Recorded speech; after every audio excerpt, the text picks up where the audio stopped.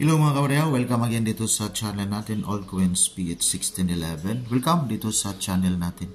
Now, usapang foreign na barya muna tayo. Ito yung barya sa bansang Israel. Minsan tayo napadpad doon sa bansang Israel at may nakuha tayo na souvenir na barya. Now, dito muna tayo sa kaniyang features. So, issuer nito is Israel. Now, may immediate na manotice tayo dito sa kaniyang obverse. So, ito yung kaniyang obverse. So, ito yung tinatawag na menorah. Menorah, ito yung candlestick. So, with 7 lights or 7 parang olive branches. Menorah kasi ito, yung 9 kasi Hanukkah yung tawag nila. With may emblem dito yung maliit. So yun yung tinatawag na menorah with Israel. Ito yung Hebrew at saka Latin. Arabic yata to or Latin. Then, dito naman sa kaniyang reverse, so ito yung 10.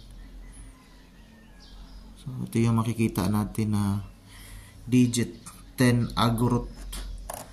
Now, itong agorot, kasi yung 1 shekel sa atin, halimbawa, peso, yung 1 peso sa atin, sa kanila halimbawa, ito yung tinatawag na 1 shekel. Now, yung 1 shekel naman, yung value dito sa atin is 16 pesos.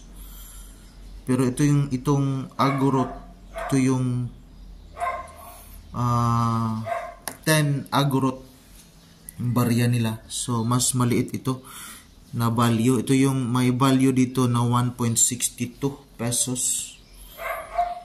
So maliit lang yung value nito.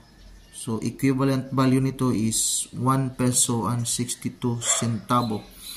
Yun yung value sa 10 agorot. So, yung 1 shekel nito is 16 pesos. So, nasa 1/10 yung value nito dito sa atin. Now, yung composition nito is copper, aluminum po ito.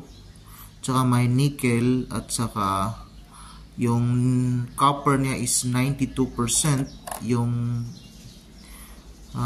aluminum naman is 2%. May halong nickel. So at least may nakuha tayo na barya sa bansang Israel.